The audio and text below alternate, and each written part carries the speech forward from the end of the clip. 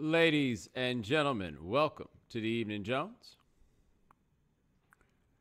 All right, if you're watching at theeveningjones.com, I just need you to log in. Use Twitter profile, Facebook profile, whatever kind of profile you got. Go ahead and use it. Once you do, you can participate in our chat room. You can also send in your questions. We just send something out again that we mentioned last week on the podcast, but worth noting. I'm on Cameo now. So if you'd like to do something to help a cause, and who knows, maybe help one of your friends who, digs me or whatever, go to cameo.com. The way it works is you pay a little bit of money. I think we charge $70. You pay $70. I make a video. Tell your friend happy birthday. Tell your friend whatever. Talk shit about your friend in his fantasy football league, whatever it is. You go ahead and do that, and we send the proceeds to the Me Fine Foundation in North Carolina. It's a wonderful group. And what they do is they provide assistance to families who have children in the hospital, in Wake Med Hospital in Raleigh, at Duke Hospital in Durham, and at the UNC Hospital in Chapel Hill. It's a really good cause. My man Joey Powell is behind it. I am thrilled to be able to help them out. And I got to tell you, I'm a bit surprised. People have actually been paying for me to do that shit. Like, no lie. Like, Lance, when we get this up, we got this up like Monday or something like that. Like somewhere around there, we actually got it going, I want to say on Monday. Man, we done had like a handful of people ask me to holler at their folks. Today, Wednesday, as we say that. And I just want to make a point about this. I don't know if any of y'all have ever used Cameo yourself. I have used it. People really enjoy those things, just so you know that. Like, I'm not even doing this as like a broader advertisement of the application. I'm just telling you, like, I've done it a couple times, and people really dig, like, when they get a Cameo. Pablo got me a Cameo from Ice-T for my birthday. I think it was last year. But he came through. Good job, you know what I'm saying? But anyway, they don't always hit you back.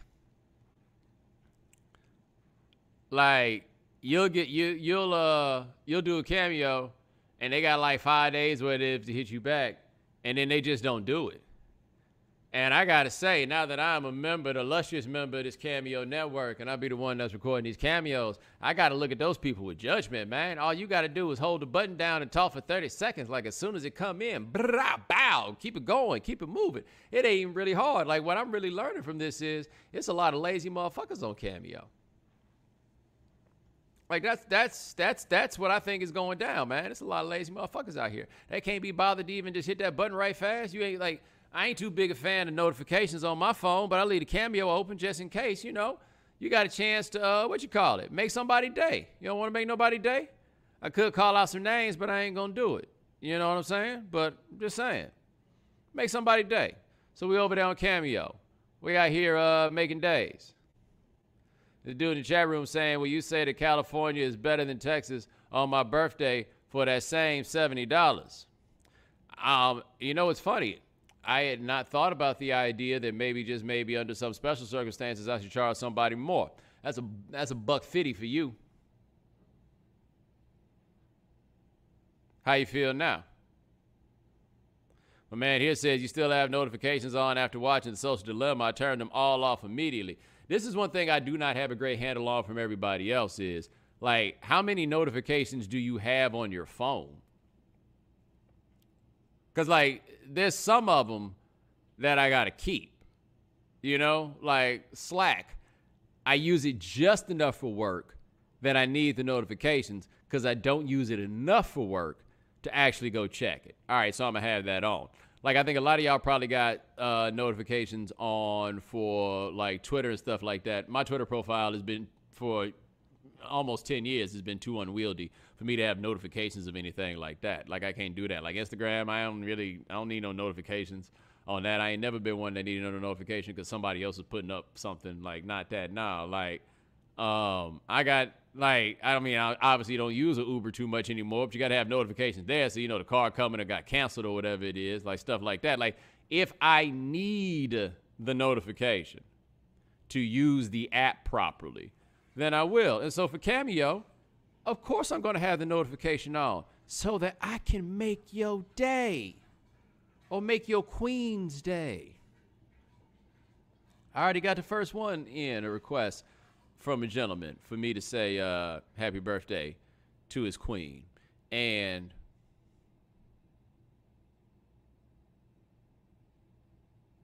I'll leave that joke alone for right now. Not even a joke, just an observation. But for right now, glad I could make a day. Anyway,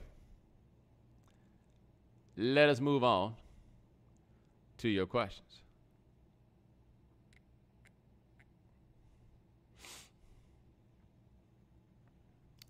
Why are so many journalists out here trying to defend Jeffery Toobin? I'll be honest with you. I don't have a great handle on just how many people are defending Toobin. Like, I really haven't been too interested in the larger, broader conversation on the topic. Because for who, for what? You know what I'm saying? Like, not really been there. I did, however, see the story that,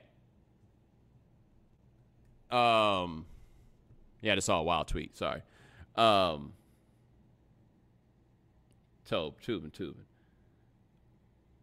Oh, was it New York Daily News? I think the New York Daily News did ran an op-ed that was about, like, basically why, like, we got all these things in the world that we can talk about, but we cannot talk about masturbation. Like, did anybody else see that? Because I saw that story, and I'm like, dude, we have reached a point in American society where, like, vibrators are mainstream.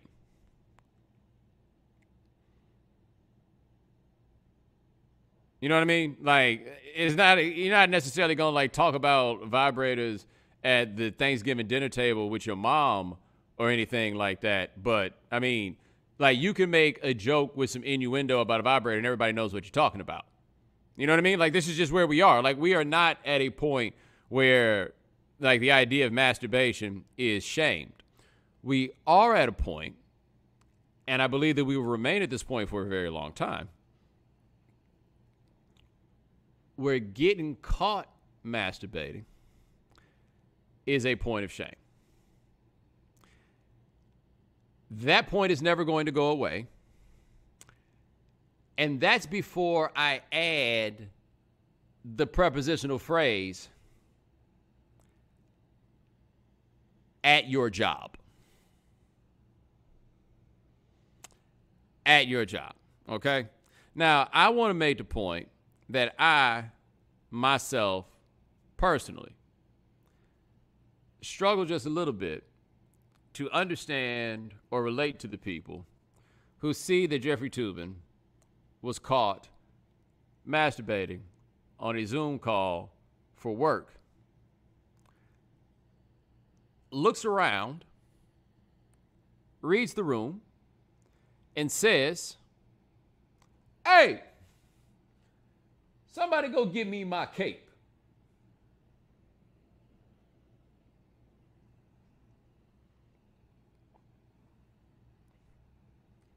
I can't speak for anybody else here. This is not the time that I would be willing to go and get my cape to save the day,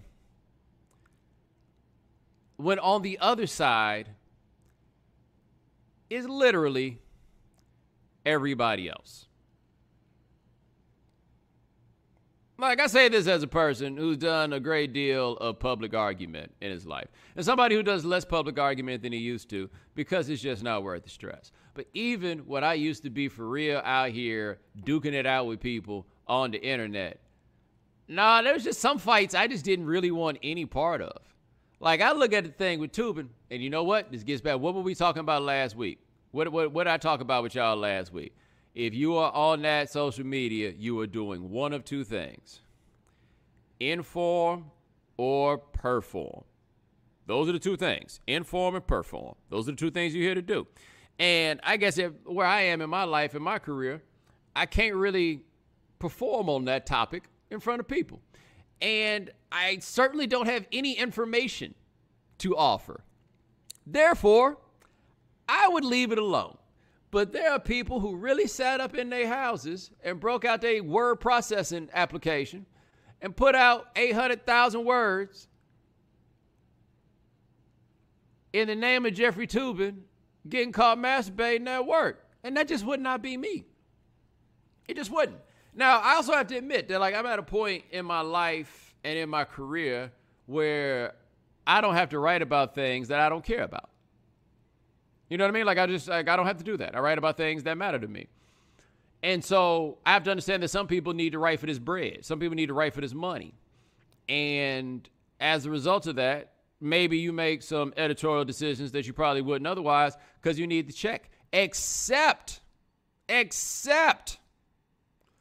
let me see, because I did click on that link with the dude at the New York Daily News who tried to offer that defense. All right, so I read the article from the dude at the New York Daily News, and of course, the whole article ignores the whole at his job part. Like, I feel like even if you wanted to try to defend that dude, the game got rules, and those rules say that if you get caught like that, you're going to lose your job. Like, that you can say that absent of any moral judgment. Like, if you don't feel that you are in a position to judge Jeffery Toobin morally for what he got caught doing, that's fine. But I think you got to acknowledge, like, that's how you lose your job. That's just what it is. But anyway, this story for the New York Daily News, and this is the last paragraph, all right? And it says, newsflash, Toobin masturbates. But I'm guessing that you do the same, dear reader. Maybe you should stop feeling weird and guilty about that. Then we can all stop making fun of Jeffery Toobin. And again, the reason that people are making fun of Jeffery Toobin, I would contend, is not about a general idea of self-gratification, but about the fact that he got caught doing it at work. Like, if I had just gone to he got caught doing it, that would have been enough explanation. That's before we add the at work part, okay? That's what got him in there. Again, you can say all that without judgment. So anyway, remember why I said I got to cut some slack to whoever wrote this, because maybe they just need a freelance check. You ready for they put the thing at the bottom in the italics to describe the author? And it says, in a quote, Zimmerman teaches education and history at the University of Pennsylvania. This man works at an Ivy League institution and wrote a freelance column about that.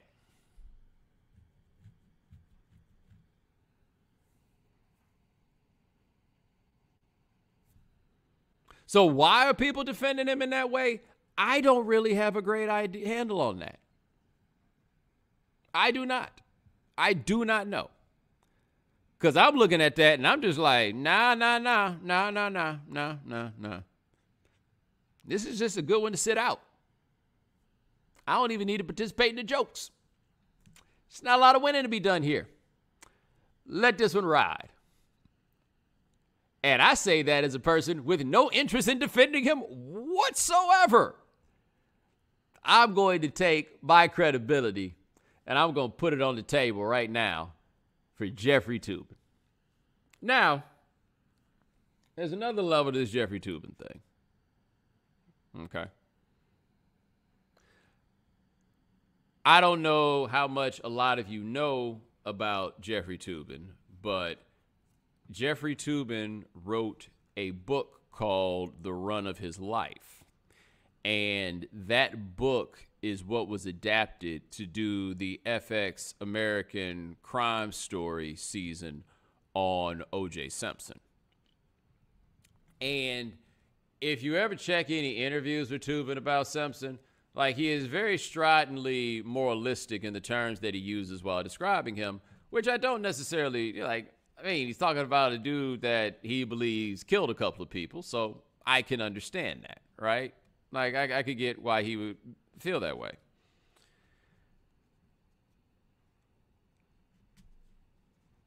Can you imagine the look that came over OJ Simpson's face when he found out about this. And we have a pretty good handle on what OJ's face looked like when he came across this information. Because OJ Simpson did one of his Twitter videos about Jeffery Toobin getting caught and made a reference to Pee Wee Herman. And still closed it with, "I'm just saying."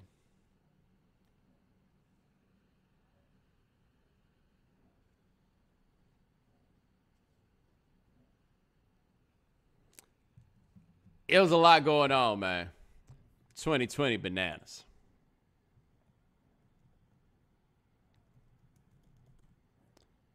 Anyway, appreciate the question. Let's see what else we got going on here.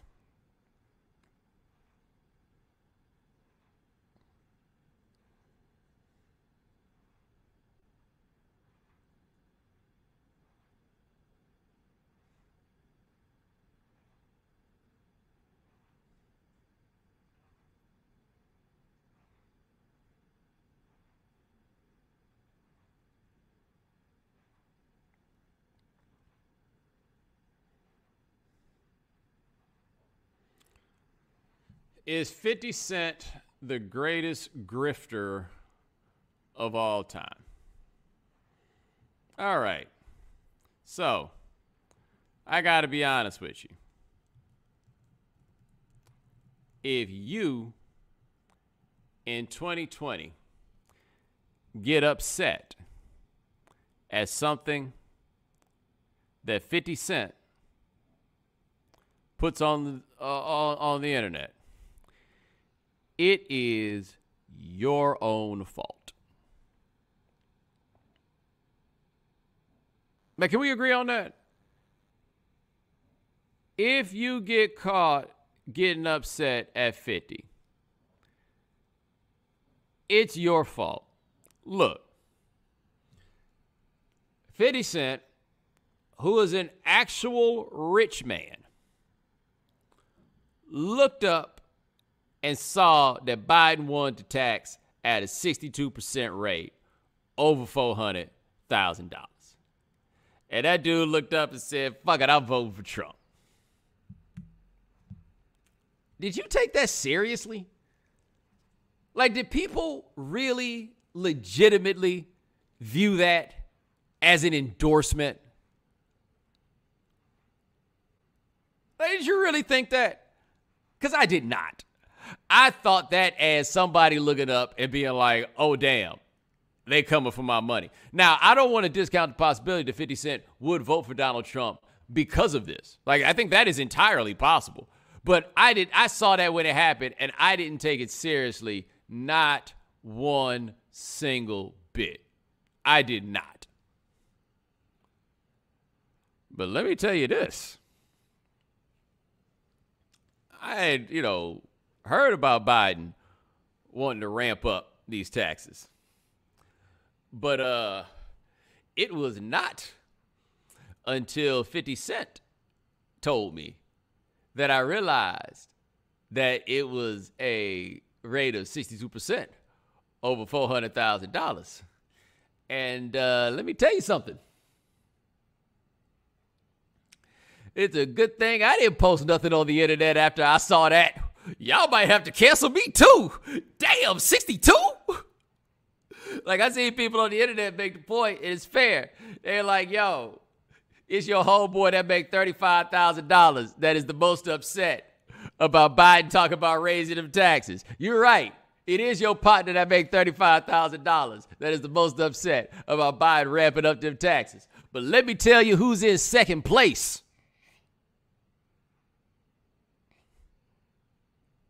That's right. And I don't point fingers, I point thumbs. That's a pretty significant rate there, guys. Like that ain't really gonna affect my decision making necessarily come election time, but I will tell you. Y'all all mad at 50 Cent for what he said. I'm thinking 50 for the heads up. 62? Woo! And people are correct. People are correct. It's not 62 on everything. It's just 62 on every dollar over that 400. Yo, man, I live in New York. It's a little different now. Like making 400 in Durham or making 400 in Miami. Going a lot longer to making 400 here. Like, honestly, I feel like you should be able to get an exception. If you make 400 in New York and they talk about taxing you at 62%, you should be able to file a waiver. Like, yo, come on now. It costs different money to live in different places, baby. 62?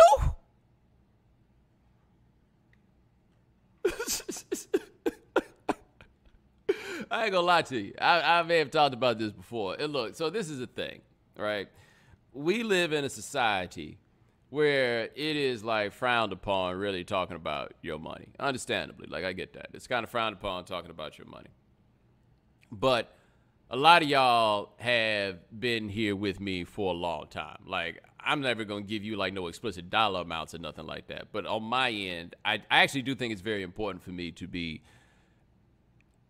hopefully not braggadocious, but absolutely, like, sincere about where I stand in the money game, right? And it's important to know because, look, the way I got here is kind of on some man of the people shit. And I'm still a man of the people, but I don't be living that close to y'all no more. Like, if we being honest, like the game flipped up. Whole lot of y'all been listening to this so long, y'all remember the day that I was doing radio from my house and they came to cut my water off and I had to go outside and be like, oh, damn, my bad. I got you, though. Just give me a couple minutes and I'll go ahead and send the money off.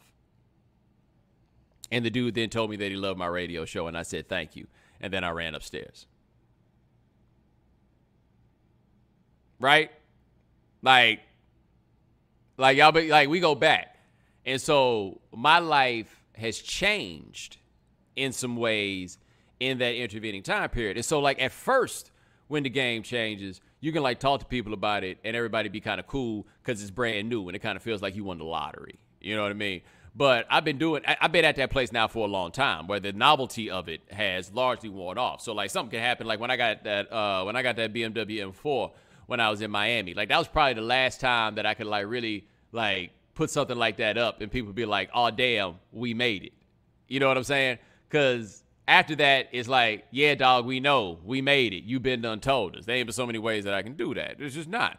But I think that part of what is significant for a lot of you to understand, like, what my perspective is and all it is where I've been and where I am. And so one thing that has definitely happened in the course of the last 10 years or so is there are a lot of things when it comes to like the idea of having money that I could talk about in theory before, and now I could talk about an application. And with all due respect, I know that makes people like make you perk up when you say with all due respect, but still.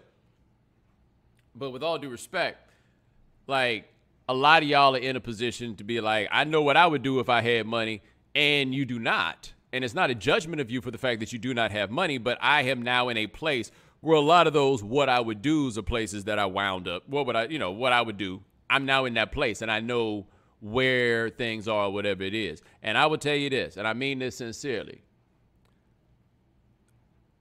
I consider myself to be a good dude. I consider myself to be a man of principle. I do. But I didn't really know whether or not that was true until after I started paying some of these high-ass taxes. Like, dog, they high.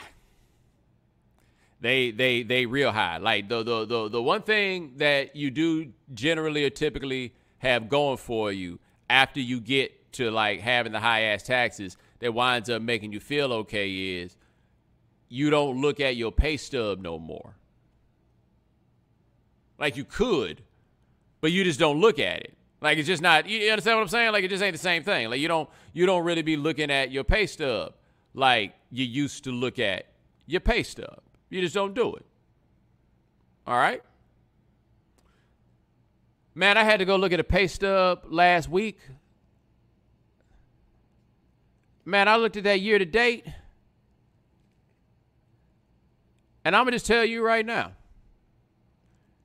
you can't never question whether I mean what I say. You can't never question whether or not I'm about it in my principles. Because if I had shown you that pay stub, you would have got the GOP elephant tattooed on your forehead. Not all of y'all, but some of y'all. Like, y'all have been down. Y'all have been right there like, hey, man, I really think they got something here. Small government is good government. Y'all would have been all on them beliefs. Like, absolutely. And like the fact that I still stand tall on everything I thought after I looked at that pay stub, I am the man that I purport myself to be to you, ladies and gentlemen. I am here. We are on the same team, even if we don't live in the same neighborhood. And if I may be honest, I'm paying for a lot of the shit y'all getting, too. Like, maybe not a lot of it, but I'm paying for some shit for a lot of people. I am.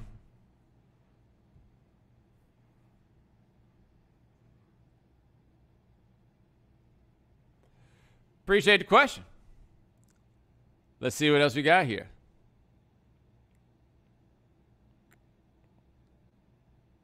And by the way, I'm glad that y'all are in here laughing. Like, I imagine there's somebody that probably got a little disappointed or a little nervous hearing me talk about that. But it makes me feel good that we have engendered and developed a level of community that even after all these years, I can tell y'all something like that and y'all still laugh with me. You know what I mean? Like those are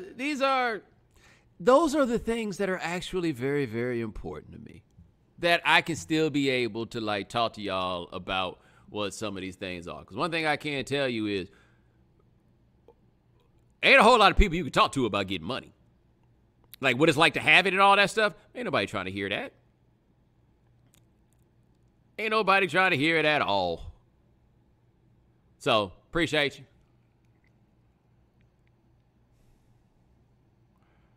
All right. Appreciate the question. See what the next one is. Cardi B deleted her Twitter due to backlash for taking Offset back. How do you draw the line for giving the public too much of your personal life?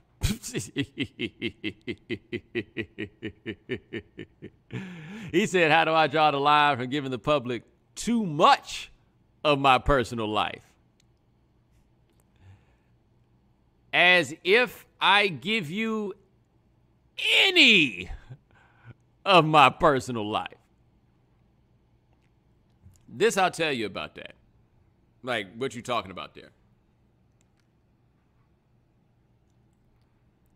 And I think we also may have talked about this before, in that when I started doing this, I started doing it small. And the way that I did it was I kicked it with all of y'all like y'all were my friends.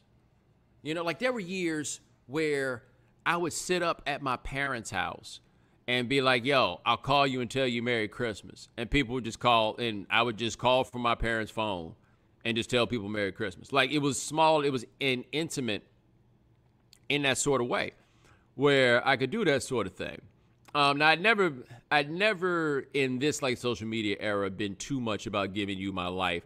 But I would give you, like, places I would go on vacation, just kind of things that I was doing during the day and stuff like that. Like, I made an effort.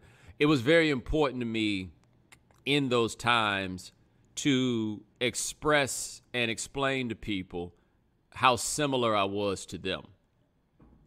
Especially when it's like I was on TV or I'm on the radio, but I'm making $39,000 a year. I was 43 or something like that. You know what I mean? But like, I think that when you do broadcast stuff, it's easy for people to see you as being like outsized. And I wanted people to know very much that, nah, I'm really kicking it like y'all. And the truth is, in a lot of ways, I'm still kicking it like y'all. Like, you talk to people who see me places in New York or whatever it is, you probably go see me somewhere that you be.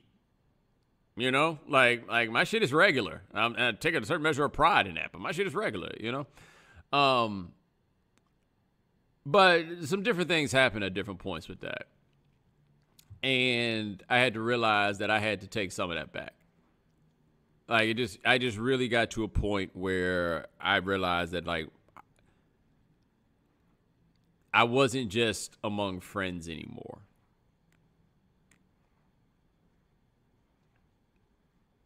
That wasn't what it was. I just wasn't among friends anymore. My friends were there, but that's not who most of the people were. Most of the people were strangers.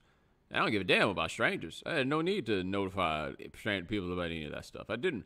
And so, you'll notice, I don't really give you nothing anymore. I give you what I think, but that's about it.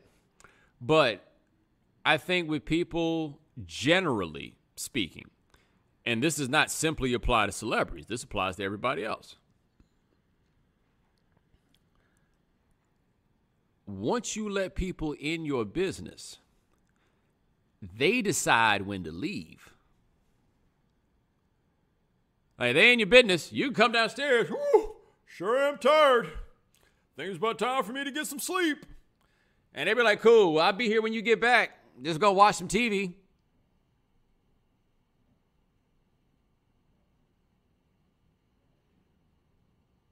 That's what it's going to be. Once you let them in, you cannot put them out. And so for her, I actually give her credit for going the whole way of taking down the Twitter account, because really that's the only way you was going to be able to make it work. That was it. But once you let them in, that's where they are. They ain't going nowhere. So, yeah, it's only fair. If the only way that I can kick you out is to keep you out, then all y'all going to be out.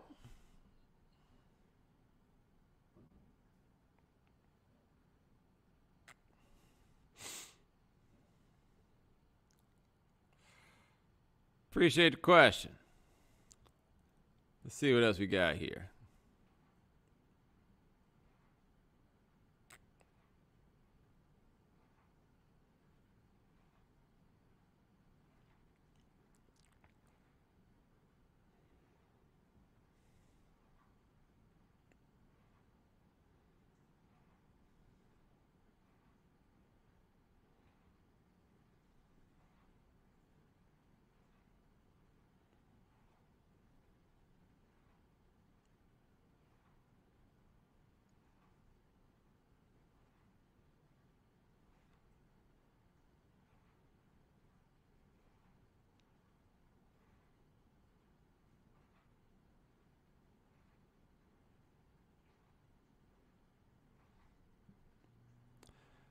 Effectively, it seems the U.S. has become a bunch of regional governments, state governments, with varying effectiveness. With inability to upgrade crumbling infrastructure, provide services, etc. at the federal level, do you fall in line with folks calling the United States a failed state? I think going as far as to call it a failed state, there's an argument for it. The reason I picked up on this is I just wanted to offer you something that a professor of mine in graduate school used to make. And I can't remember what year he said that this happened, but as I recall, it was at some time in the 20th century. But he notes it is a very important moment. It is an inflection point that is underrated because people don't really think of government in these terms, like in these very technical sorts of terms. But for him, that inflection point is when people use the United States in a sentence, there was a time where the sentence would go, the United States are. And then at some point in the 20th century, it became the United States is.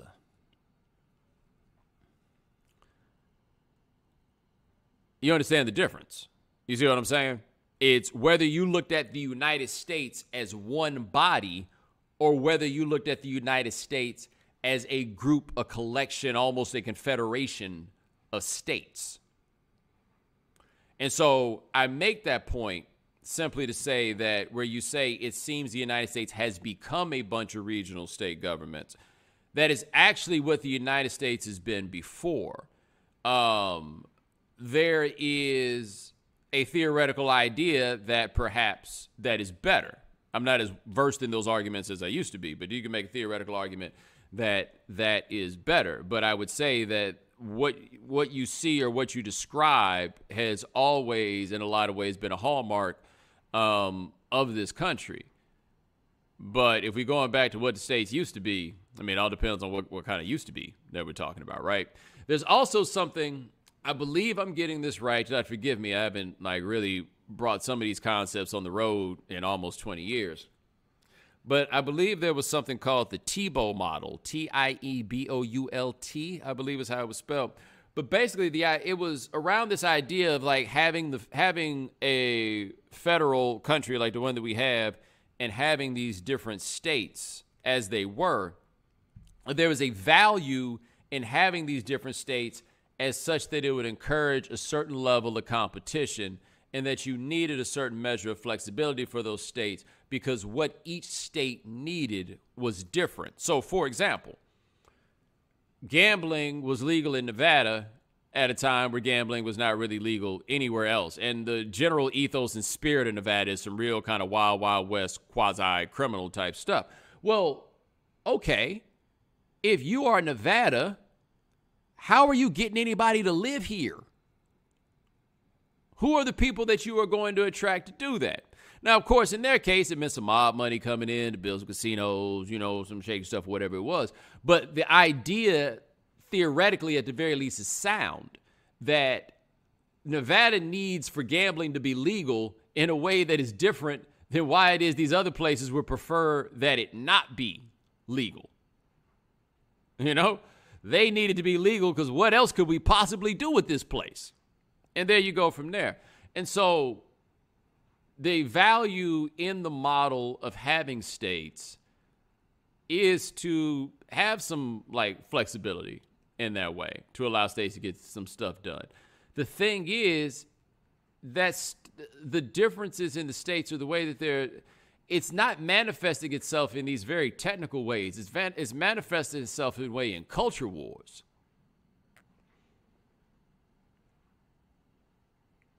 And so it was one thing when the culture war was basically North versus South, but that's not really what it is anymore. It's not really that game. And so I don't know how all of these ideas ultimately reconcile themselves, but I just thought that some of you would find it very interesting to talk about the idea of the United States is versus the United States are.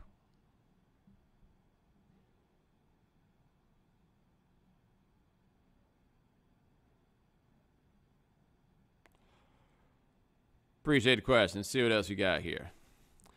That executive really couldn't just give Shonda Rhimes that Disneyland pass.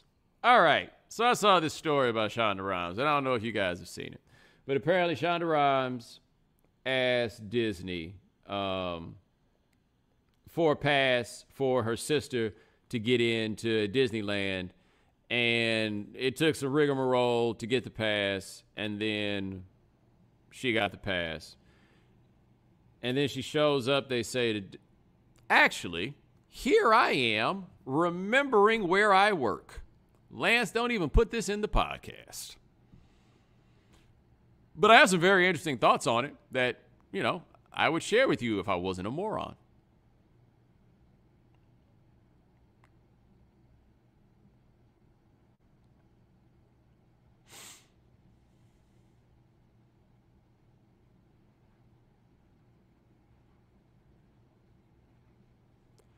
All right.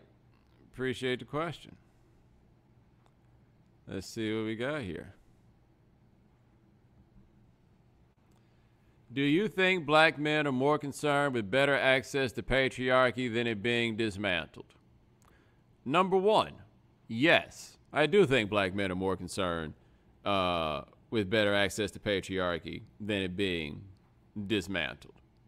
In much the same way that I think white women, generally speaking, are more concerned with better access to the top of the racism pyramid than they are to see it being dismantled.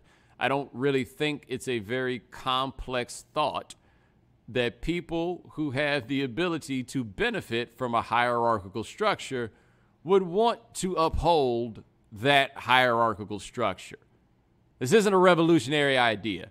In fact, it's pretty obvious. Yes, I believe that is true. Now what? You know what I'm saying? Okay, so what do you want to talk about now? I don't think there's anything really to say beyond that.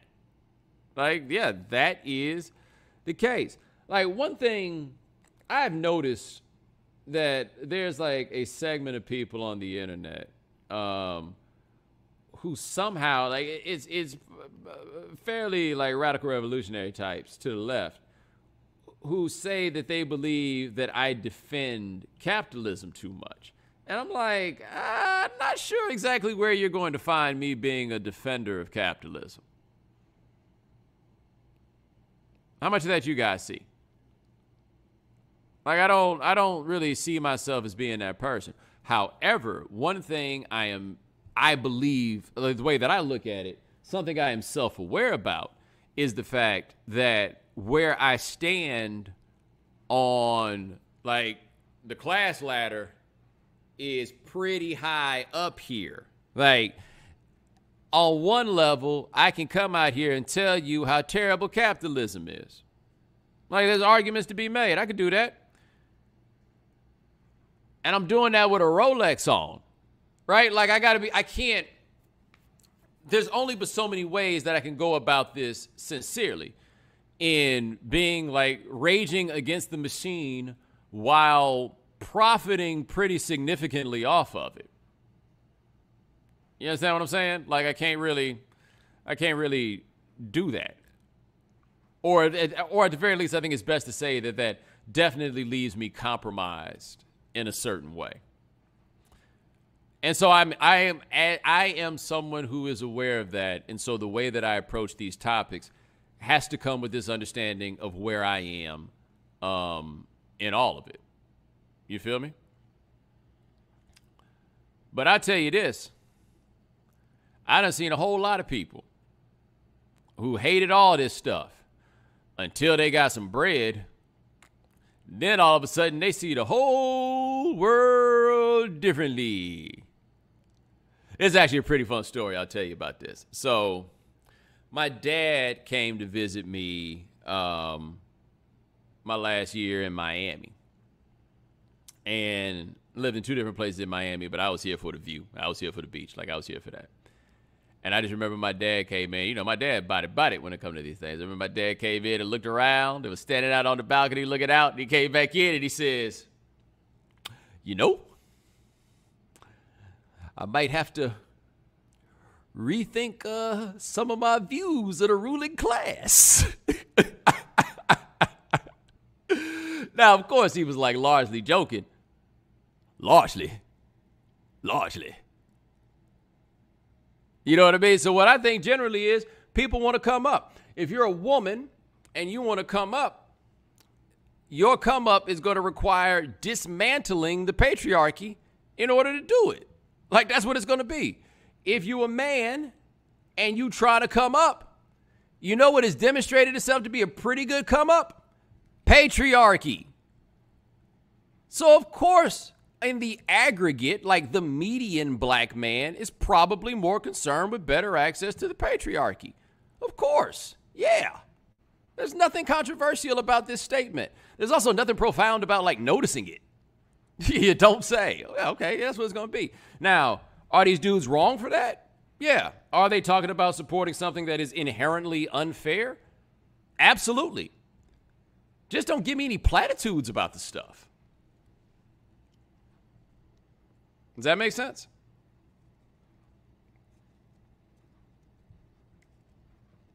Oh, here goes somebody, one of these questions. Hey, Bo, if you had to put a concert together, what would be your lineup? 4-performance lineup. 1 opener, 2 midliners, and a closer. You can mix genres. And then he tells me his 4 like I give a fuck about your concert.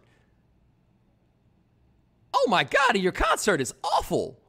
Boney James, Brian McKnight, Jay-Z, and Earth, Wind, and Fire? I'll put it on the screen so y'all can look at it.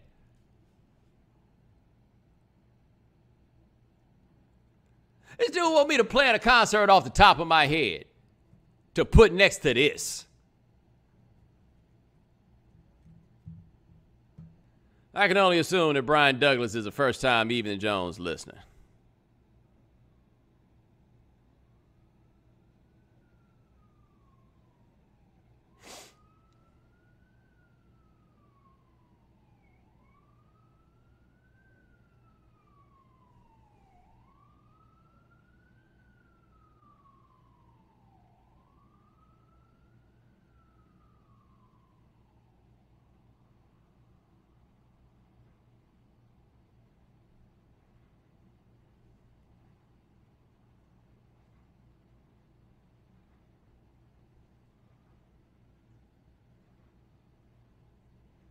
Well, Brian had a better question. Did the tax bracket change you as a person aside from the lifestyle? I don't think so. I mean, it might have, right? But at least I don't think so. I mean, I probably have changed just because people change, but I don't think the tax bracket changed, did it? I tell you, the one thing that I realized, though, very quickly when I got money, and I realized it very early, and this is an important thing, I think, for a lot of you guys to keep in mind, and I don't blame you if you be like, well, I still want to try it, about having money, is it will not make you a single bit happier. It may give you relief. It may give you comfort. It may put you in positions of luxury. It will not make you one iota happier.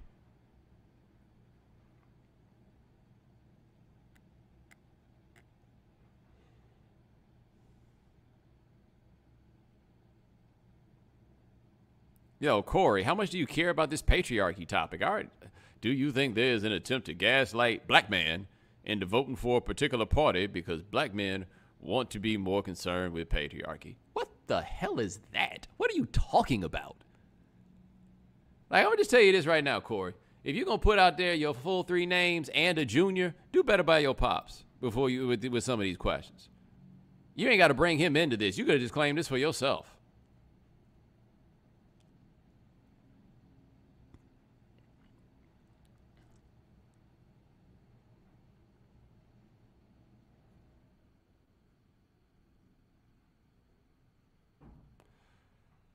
What about your trip to Paris helped New Orleans make sense? Oh, I came to realize in New Orleans, y'all ain't lazy, you're just French.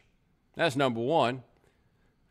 It's just a very decadent lifestyle that the French live, and New Orleans' decadence mirrors that one, along with a fairly leisurely work ethic that is not in line with, like, the puritanic capitalism of the rest of this country.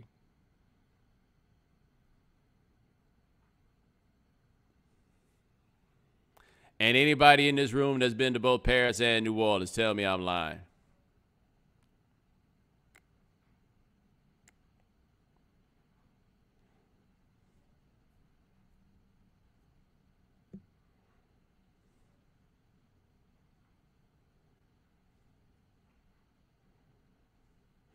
All right, I think I got 1 or 2 more left in me. Let's see what we got.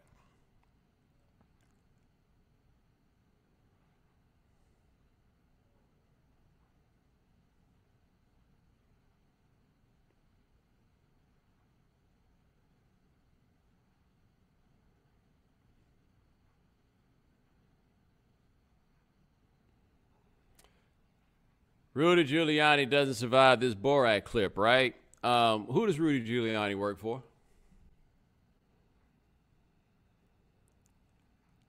Given who he works for, do you think that this would be a disqualifying situation? Just ask yourself that question. If his current boss is not in the same situation in a couple of weeks that he is in right now, then Rudy was going to be done. If his current boss stays in the situation that he's in, then Rudy's going to be fine. Nothing, no outcome will change based on that video.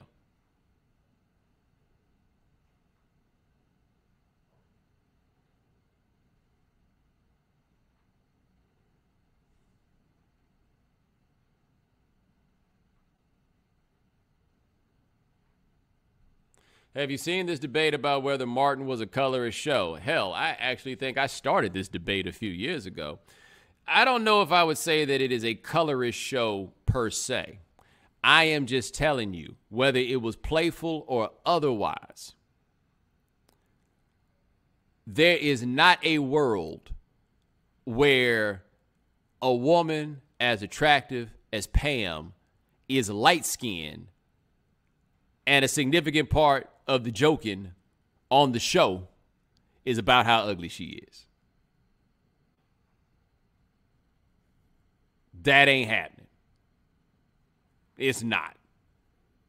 And so where I think you start getting into discussions of colorism, get to like Martin's fascination from the house party set about having Tisha Campbell as being the lead of the show and all of these things. Like, look, man, that was at a point in time where, yeah, the light-skinned girl was going to be the lead on this show. The light-skinned girl is the one that is pretty just by definition of just by being the light-skinned girl. But that's less about Martin being a colorist show than this being a colorist society. Like, it was more a reflection. But again, I have no problem saying this, and this is real. I've said this on Twitter before, and people thought I was reaching, but I was not reaching. Only in the world of colorism are we going to be out here talking about how ugly Pam was. Only. And I ask you this. Can you think of a show with the ugly friend, and the ugly friend was a light-skinned girl? Can you think of it?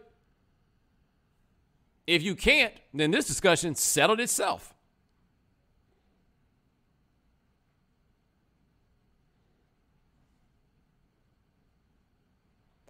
But all right, ladies and gentlemen, thanks so much for joining us here on The Evening Jones. Try to do this thing about once a week. My man Lance Gilliam handles everything behind the scenes. Thank you, sir. Remember, if you can't watch The Evening Jones live, subscribe to the podcast, subscribe to the iTunes Store, subscribe at Stitcher Radio. Check us out at SoundCloud. You can also find us at the Google Play Store. I'll talk to you guys in a couple of days or next week or something. Take it easy.